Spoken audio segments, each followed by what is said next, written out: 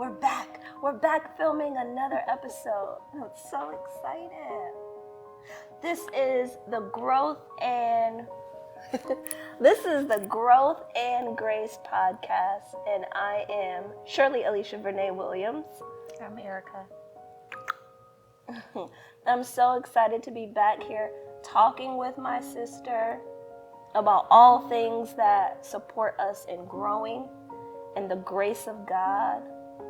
Every time I hear that word grace, it always makes me think of both the goodness of God and my niece, Gracie, who's just the most special baby. How are you feeling?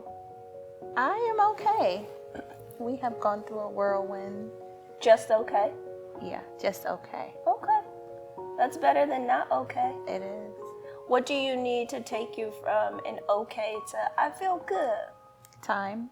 Mm-hmm. Time and, I don't know, a vacation. Yeah. So. You feel like you need a vacay? Absolutely. Yeah. Yeah. Are you tired? Absolutely. Physically, emotionally, mentally, 100% exhausted. Mm-hmm. But that's just where life has me right now. Yeah. What's got you so tired? Oh man. I think just working a little bit more, being back in school, that changed since the last time we recorded the podcast. What are you in school for? I am going back, so I'm a registered nurse, a bedside registered nurse. That's where I am right now, but I'm going back to school to advance my degree as a nurse practitioner. I want to do all things skin. You know, skin is in right now, so Right. that's my goal. So that school, work, you know, being a mom Of 3 kids. of 3, Yeah. being a spouse, Mm-hmm. you know, and just, I don't know. I go through the list of stuff the other day. I literally laughed at myself out loud because I was like, who made this list? Whose idea was it to say, like, we have to get all this stuff done? Yeah. But was the list like the roles that you play, or was the list like action items? Action item. It was actions according to my role. Mm. So I need to study because I'm in school and get some homework done. Right. I need to take Gracie to, you know, acrobatics because I'm a mom and that's our thing on Mondays. I need to cook dinner because, again, I'm a mom and, you know, children got to eat. And it's 3 different meals that they want. So I got to figure out which one works, which one. So, like, it's all that stuff. As a spouse, I need to be attentive to my husband. Yeah. Check in, make sure he's good. Yeah. So, yeah. That's a lot. It is. It is. How you feeling? I feel great. Okay. Jelly. As you should be. No, I feel great. That's concerning. It's a lot and it's concerning. When's the last time you got actual rest? Don't be concerned. Because sometimes that's just life. Sometimes. But that doesn't mean don't be concerned because that's life. That's a lot, and it's a lot to carry. What does your health look like? When's the last time you got rest? I don't think we can say because this is life, somebody shouldn't be concerned that you're carrying a lot. That's like saying the lady who just got out the car and carrying 16 bags of groceries by herself from her car to the front door, I shouldn't be concerned and figure out how to go over and alleviate some of what she's carrying. Yeah. She's still carrying 16 bags of groceries. Yeah. I mean, I have support, so. What's your support look like? I have a great supportive family like you, Rashad. Mm-hmm. Your husband. Rashad, my husband. Mm-hmm. I have, you know, friends that I can lean on if I need to talk to them or what have you. Are they doing anything? Talking is great, but do you have people who can, like, carry labor or laborious tasks? In all honesty, I do, but I don't bother them. I don't reach out to anyone. Like, we have aunts, like, who I know would help 100%, but I don't bother them because they got their own stuff going on. So No, I only bother you and Rashad. And even like I'll put some tasks on Ari. Ariana's my oldest, and she's 16. So even something she has to, carry out. Yeah. Because she's old enough and she's one of the leaders now. So I have support. Me and you were talking about that the other day. I feel very supported. So.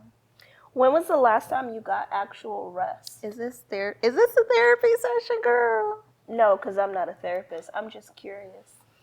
The last time I got rest, I think right before we started recording, I said I was very tired. The last time I got actual rest,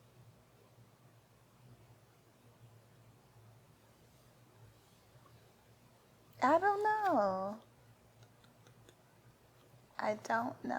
Oh, let me back up. How do you define rest? Not actually sleeping. Is that your question? No, my question is, how do you define how do you define rest? How do I define rest? Rest is like, because it's not just physical for me. It's also like a mental break, not breakdown, but like mental break from things, like from the world. Yeah. Like just allowing yourself to be able to live and relax in the moment. And not, I don't know, just not going. I'm constantly like, go. So I don't know the last time I had some stopped. Yeah. I was thinking about this the other day, and I was like, first of all, I've been tired for months. No, what you said was, you've been tired since 2021 when mommy got sick. So you've been tired since I've then. been tired for 3 years. Yeah. Like, exhausted. Yeah. Exhausted. And so, but I didn't know because I was just on go. Because I had a mommy who had a brain injury, and I had a father who was right off the heels of us stabilizing her, who got diagnosed with a blood cancer, and then launching a business. So I was just going. And then in December of 2023, a lot of life got more steady in business and family, and I was able to slow down a little bit. And I literally was struggling to get out the bed because I was forced to feel much more, right? I'm not running off of adrenaline. I've been forced to slow down, right? And I had more support at work. I had more support. So now I'm like, oh wait, what do I do at this time? I'm like, oh wait, it literally felt like there was this pressure just pushing me to sit still. Like at one point I surrendered, which was probably like a month ago, and I was like, oh, okay, God, you're telling me to rest. Not like slow down, but to actual rest. And that's a difference, right? And I started to do some research like on what does it actually mean to rest. And I found this biblical definition, and it says to cause one to permit one to cease from any movement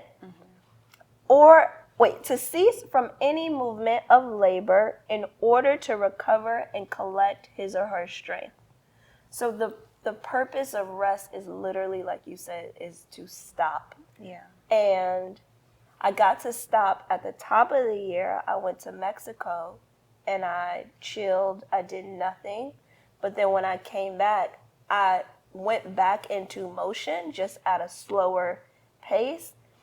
And I've still been feeling the exhaustion. I was reading this story where Jesus sent his disciples out, and he told them, he said, I want you to go teach and to go heal unclean spirits. And he sent them out by twos, and they went and did work. And then at that same time, John was killed. John the Baptist was killed. So the disciples come back, and they come in probably hot, telling Jesus, like, going down the list. We've been teaching, we've been cleaning, unhealed spirits, and John was murdered. And Jesus' response to them was, come into this desert place and rest. It wasn't like, tell me more. It was, oh, I hear you, and I want you to stop and go rest. Because not only was the work probably very, very laborious, but it's physical, it's mental, it's emotional, it's all these things. And it said that they went to rest for a little while. And I was thinking about myself, and I've been saying this to you for the past few weeks. Like, I'm like, Erica, you are tired and you don't even know how tired you are. And I fear that, like, at some point you're going to, I don't want to say collapse, because I don't want to speak that over your life, but it's going to get to a point, and this might be good for you, right? God gets to get through to you and however he sees fit. It's scary for me, especially with me being on the other side, and being able to taste bits of rest, and being able to taste even what it feels like to just slow down, and you not being able to tap into that just yet, right? But I should be concerned. There is a high level of concern that you haven't been able to rest. And that's my prayer for you, that at some point, you can prioritize it. I did a Reiki session with a Reiki master last week. And before we even got going, she looked at me, like before she got going with like the energy work, she looked at me and she goes, when was the last time you rested? And I was like, here we go with this rest thing. And I was like, maybe, I told her about Mexico at the top of the year. I was like, I went to Mexico and I did that. I was like, on Sundays, I'll typically, just watch a movie. She was like, no. She was like, you need to go somewhere and cut yourself off from everybody. She was like, no obligations. No, you have to take calls. You got to respond to emails. She was like, just go somewhere and turn it off for a few days. Mm-hmm. And I did that when I went to Joshua Tree, and I saw how impactful that experience of rest was for me. And so I, last night actually, thinking about having this conversation, I was like, I got to hold myself accountable to the same thing that I know that I've been professing to my sister. Mm-hmm. I put in my calendar a day of rest in April, and then 2 days of rest in May, where I'm like, just not going to do anything. That's so crazy to me that you have to schedule it, Like, it should be, even in saying that, now that I think about it, even like when God led the people, Moses and the Israelites out of slavery from the Egyptians with Pharaoh, and when he was going over like the 10 Commandments and just how you carry yourself as his chosen people, he was like, keep the Sabbath. On this day you are to do no work. Like, he commanded them to do it as well. So it's very easy to forget and to get lost in life in all its glory. And all the good and bad, like, regardless of what's going on. Like, I remember one day you and I were talking, and you was like, Erica, when we were in Georgia, I think we were visiting our parents, and you was sitting there watching me. I didn't even know you were watching me. But, like, I think every trip I've taken, there was some sort of intention behind going there to serve other people. And you were like, you need to sit still. Like, I'm watching you.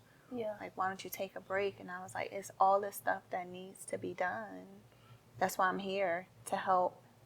And you was like, no, E, like, you need to go relax, go have a moment, go for whatever I needed to rest. And I did not accomplish that trip. Not saying it in a bad way, but I think the way I'm just so programmed right now is not so much for me. It's more so like for everyone else. I need to do all this stuff. I want to make sure my sister is okay. I want to, you know, make sure, you know, my family's all right. Going to Florida, you know, to be with Aunt Carolyn and Jamie after, you know, Uncle Jim's passing. That was my concern. Like, and it hurt me, but I was more so concerned about them. So I went there to, you know, serve just to see, even if my presence helped with, you know, a moment of mourning. So it is very interesting to see that God commanded it, and now, and even in speaking about it, I feel like I'm not even doing it. Yeah. So when we were in Atlanta, because why were we there? Something happened to one of our parents, and we both ended up. I don't think anything happened. I think I wanted to go or see something them. was happening something was going on in your life that was painful for you. Maybe there was some stuff going on back home. Maybe. Because I remember I was sitting there watching you, and you literally would not sit down. And I was getting sad. I was like, she's not okay. And I said that to you. I was like, Erica, there's no way you're okay. I was like, you literally can't even sit still. I think that there's a fear in that too, right? Because when you just have to sit and be, you are forced to deal with whatever comes up. Oh, yeah, absolutely. Right? And like the busyness is really a distraction, right? So if you can avoid the rest, right, then you don't have to deal with the emotions or the feelings or the thoughts or ideas that might arise as a result of being still and just being. Yeah. That's really harmful because it's this compound effect of just stacking and never really giving your body or your soul or your spirit an opportunity to be restored. That's why I keep saying there's a fear that I have at some point, but this might be your breakthrough, because usually like in the breakdown is where a breakthrough occurs. Like at some point, you're going to have to deal with that stuff. Yeah. You're going to have to slow down, whether it be by God's hand or not. That's the scary thing. When God steps in, he's like, oh, okay, you don't want to do it, I'll force you to do it. Yeah. Yeah, but for you, if you could like envision or imagine actual rest for you, what would that look like? Honestly, it would be in solitude, definitely. Like away from, I wouldn't be able to be home, like to get rest. Yeah. And it's not a bad thing. Yeah. It's just if I'm home, I'm comfortable, I'm going to do what comes naturally, which is to go and just help, be there, provide, enjoy someone's company. Like, so it would definitely have to be in solitude. It would have to be in a space where I would consider it peaceful, and so somewhere sunny and warm, definitely, because it has to be enjoyable, and you know, just somewhere where there's not even an opportunity for me to find something to do. And I don't think I need a lot of it. I think one day and I'll be good. I don't know. Child, when I tell you you're wrong.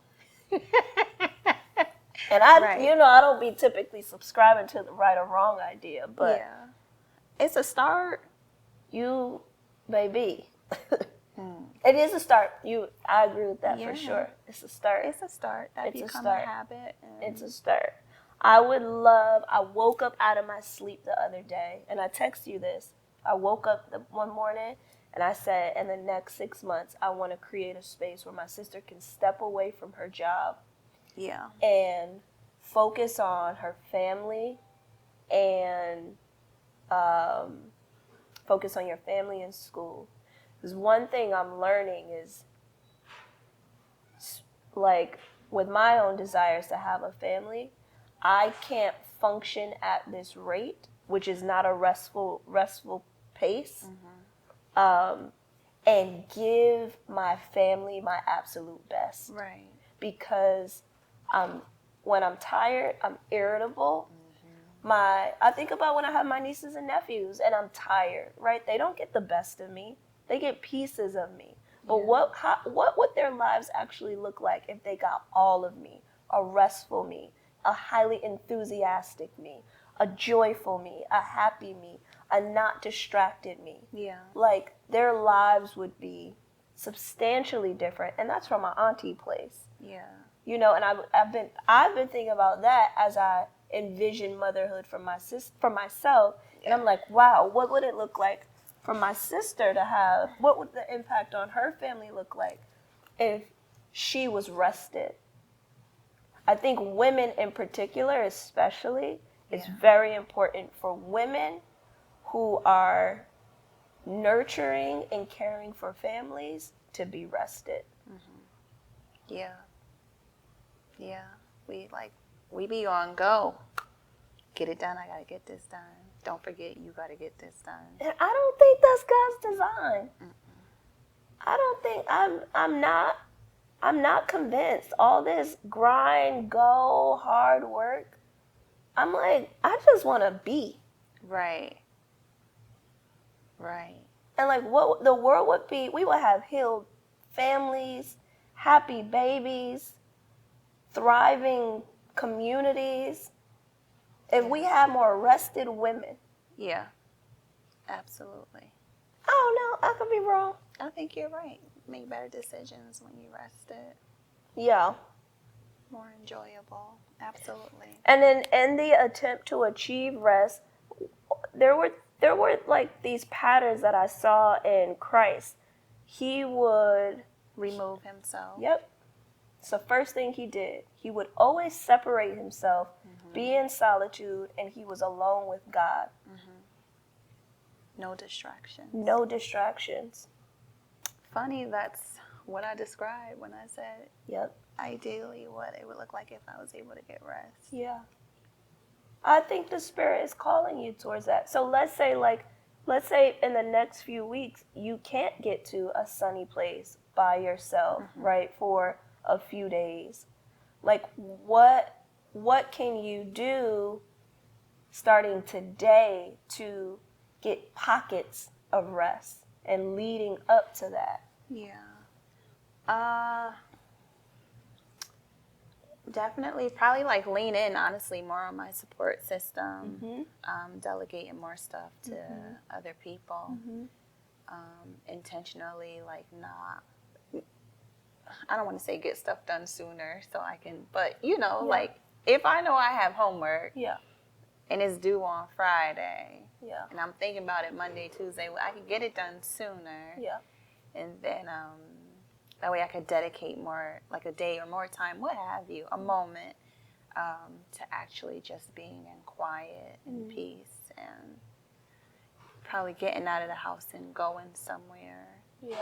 Maybe like a luxurious hotel, checking in one day and just spending the evening there in quiet.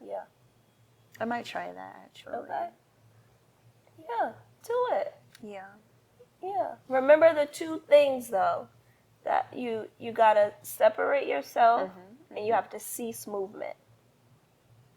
Because even a lot of what I was hearing you say, there was still some doing in it. I know. In preparation to get to the rest and enjoy the rest. Well, I think you could create pockets of rest now, right? Like, before you even get to that grandiose, ideal version or vision of the rest, right? It might be, some people do this, they just go sit in their car for an hour. Just sit still, right? In solitude, by themselves, with music, no music, right? Like, there's probably some ways in which you can structure your life so that you could get 10 minutes of rest, 30 minutes of rest, an hour of rest, intentionally structuring that out. Yeah. Absolutely. Well, I'm going to do that for myself. Good. Yeah. I'll give it a go too. Okay. Let's give it a go. Give it a go. Well, I'm praying for you that you get rested up, because it concerns me and it makes me sad. Don't be sad. But in the meantime, baby, I'm going to get my rest and do what I got to do to take care of myself. Oh, I'm happy to hear that. Me too. Alrighty. I would love to. Okay. Now, if y'all have tips and tricks and strategies on how my sweet, loving, adoring sister can achieve some pockets of rest, let us know. Me too. I need all the tea.